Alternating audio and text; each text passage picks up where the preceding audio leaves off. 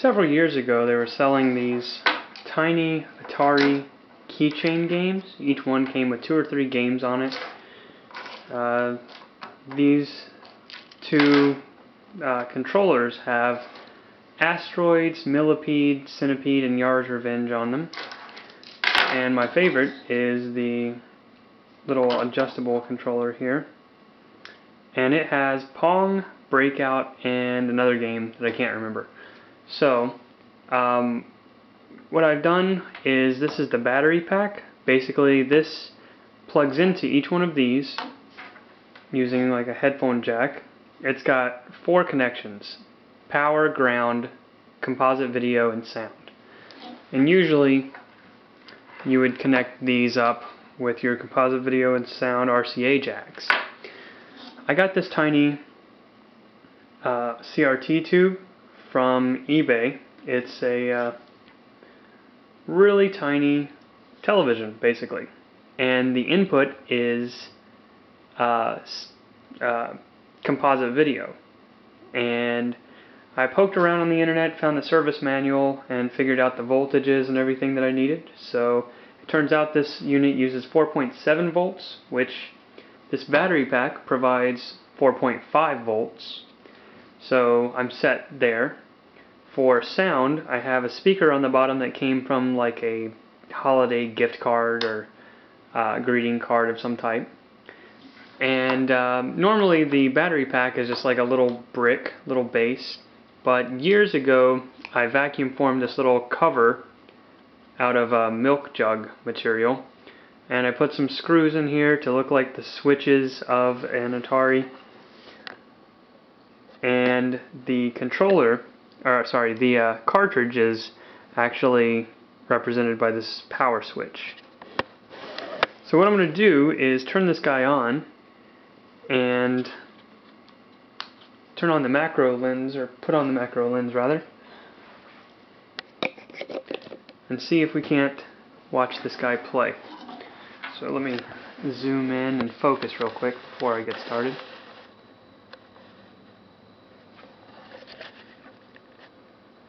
And then I will turn on the game and we can start playing here. So I've got, let me focus, there we go. So you can see here is the startup menu and whatnot. Gotta be careful to untangle these but not move the actual screen, otherwise it'll get blurry again. Oh, let me adjust that back.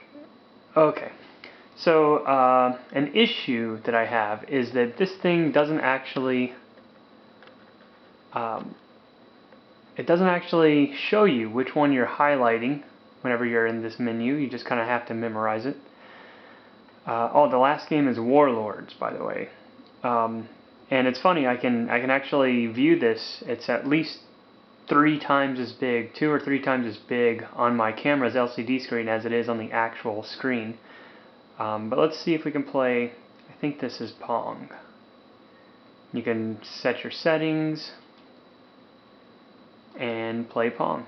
Nope. And I am absolutely terrible at all video games. So, especially when they're practically impossible to see. Come on.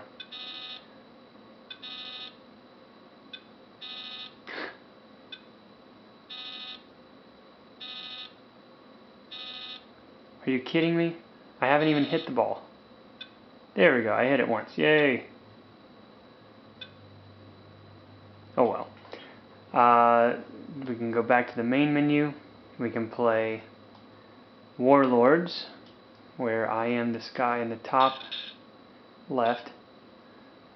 And the object is to kill your enemy's base, and then there's like this little thing in each of the corners that you're supposed to actually hit that to destroy your team.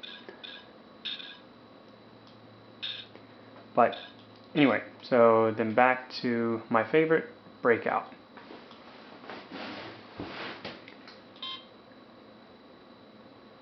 I think the issue is here. The camera's slightly delayed. Let me just watch it.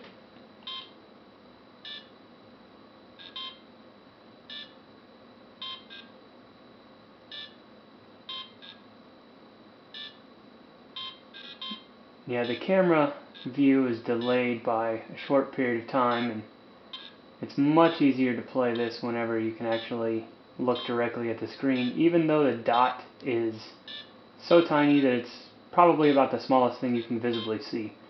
I didn't get any optics with this module when I bought it off of eBay, so maybe I can redeem myself here.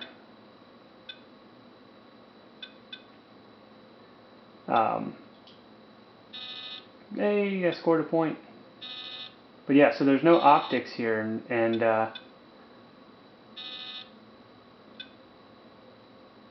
it's just kind of raw. So it's maybe half the size of a postage stamp, and if I can put, let me grab a postage stamp so you can see.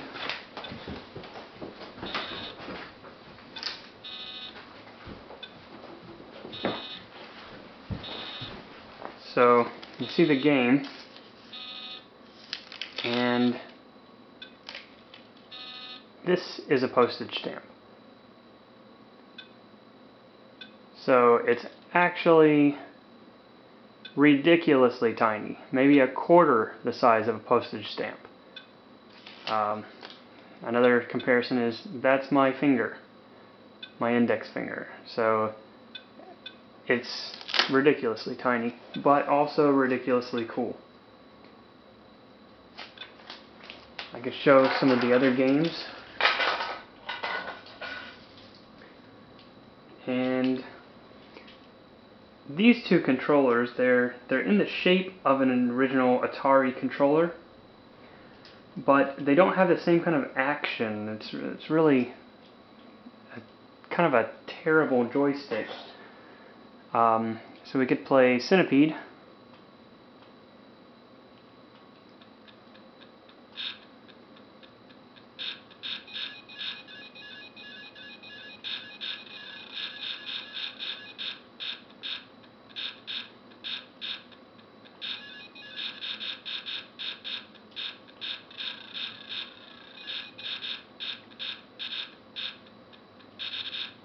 Haha! I beat that level. Okay, so anyway, we can... the controls are slightly different on this as well. To get back to the main menu, you have to unplug it and plug it back in again. The next one is Yar's Revenge on this particular controller. I'm not sure how many of these they made, but I'd really love to have them all, just because I'm a bit of a nerd like that. And this one is actually really hard to play, mainly because, as I said before, the controller here, or I'm sorry, anyway, the controller here doesn't work very well, and the gradients of colors is not very easy to see either. What I've done here is I've tweaked the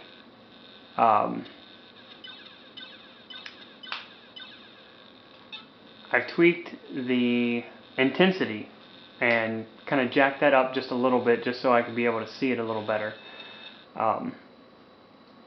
We get the last one here, and this one has asteroids and millipede. I'm not sure why they have centipede and millipede, but I'll play millipede first. Oh, or not. Maybe I'll just do whatever it wants me to.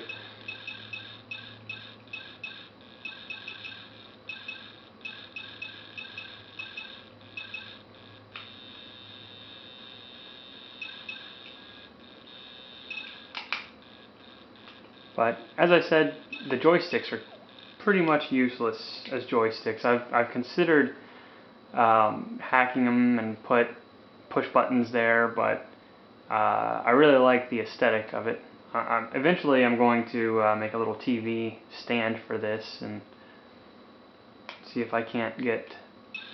It's not letting me play Millipede. It won't let me select it. I can't really tell when I'm selecting things either, because the selection, whichever one you're selected is like blue and the other one is like red. So I have no idea which one I'm actually on. So, but anyway, zoom back out and kind of show the Atari, the Tiny TV, and this is what it's like to actually try to play it.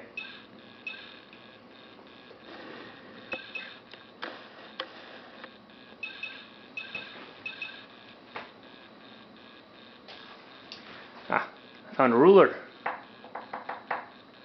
So you can see it's like 1 centimeter by about 1.5-ish centimeters. Incredibly tiny screen. Really super cool to play with though. The issue here is though that it actually eats up a good amount of power.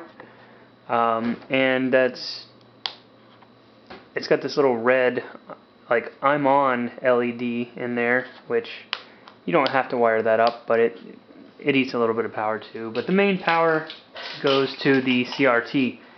And be careful where you're touching. It's not like a big tube, it's not enough to kill you, but that thing will shock you pretty good.